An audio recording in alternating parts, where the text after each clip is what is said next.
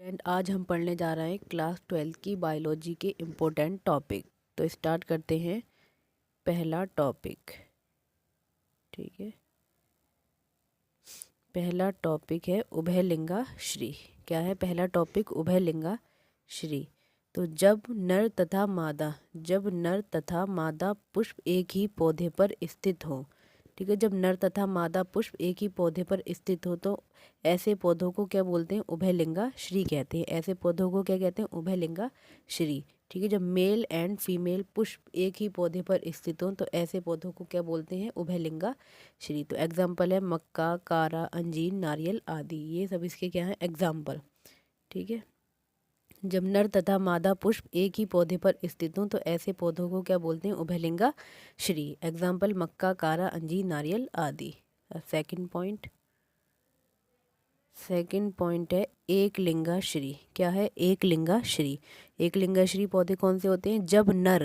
जब नर तथा मादा पुष्प दो अलग अलग पौधों पर स्थित हो। ठीक है, जब नर तथा मादा पुष्प दो अलग अलग पौधों पर स्थित हो तो ऐसे पौधों को क्या कहते हैं? एकलिंगाश्री कहते हैं। ठीक है, जब नर तथा मादा पुष्प अलग अलग पौधों पर होते हैं तो उन्हें बोलते हैं एकलिंगाश्री। तो एग्जाम्पल में क्या है? पपीता, भांग आदि। एग्जाम्पल में है पपीता, भांग आदि। अब तीसरा पॉइंट पढ़ते हैं। तीसरा पॉइंट है अनिषेक फलन। क्या है? अनिषेक फलन। अनिषेक फलन से पहले पढ़ते हैं निषेचन। क्या पढ़ते हैं? निषेचन। निषेचन क्या होता है? निषेचन कहते हैं नर तथा मादा के मिलन को निषेचन कहते हैं। क्या कहते हैं? निषेचन कहते हैं। नर तथा मादा के मिलन को निषेचन कहते हैं। इंग्लिश में बोलते हैं फर्टिलाइजेशन। अब स्टार्ट करते हैं तीसरा पॉइंट, अनिषेक फलन। क्या करते हैं? अनिषेक फलन।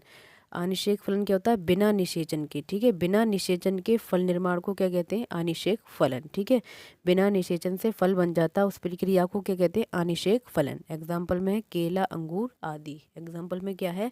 केला, अंगूर आदि। आ का मतलब बिना निषेचन के, ठीक है, फल निर्माण को क्या बोलते हैं? अनिषेक फलन। किसमें होता है? केला, अंगूर आदि। ठीक है, बिना निषेचन के फल निर्माण को क्या बोलते हैं? अनिषेक फलन। केला, अंगूर आदि। अब पढ़ते हैं चौथा पॉइंट। चौथा पॉइंट है असंग जनन। क्या है? असंग जनन। असंग जनन क्या होता है? इसमें भी निषेचन नहीं होता। तो बिना निषेचन के बीज निर्माण को, ठीक है, बिना निषेचन के बीज बन जाता उस प्रक्रिया को क्या बोलते हैं? असंग जनन बोलते हैं। क्या बोलते हैं? असंग जनन। और ये कैसी प्रक्रिया है? ये कैसा जनन है? अलैंगिक जनन है। कैसा जनन है? अलैंगिक जनन। एग्जाम्पल में है नींबू। एग्जाम्पल में क्या है? नींबू। ठीक है, अब पाँचवा पॉइंट पढ़ते हैं, इंपॉर्टेंट है पाँचवा पॉइंट। पाँचवा पॉइंट है सेब को आभासी फल क्यों कहते हैं? ठीक है, सेब को आभासी फल क्यों कहते हैं? तो सेब को आभासी फल इसलिए कहते हैं, ठीक है, सेब को आभासी फल इसलिए कहते हैं क्योंकि इसका निर्माण किससे होता है? पुष्पासन से होता है। किससे होता है? पुष्पासन से होता है। ठीक है, अंडाशय से नहीं होता। ठीक है, अगर पुष्पासन से होएगा तो कौन सा फल होएगा? आभासी फल। कौन सा फल? आभासी फल। ठीक है, सेब को आभासी फल इसलिए कहते हैं क्योंकि इसका निर्माण पुष्पासन से होता है, अंडाशय से नहीं होता है। आभासी फल कहते हैं।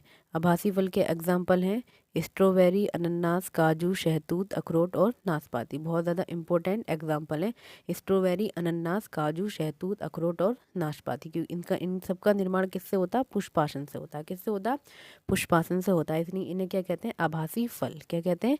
आभासी फल। ठीक है, आभासी फल को एक और नाम होता है असत्य फल। कौन सा फल? असत्य फल या फिर झूठा फल।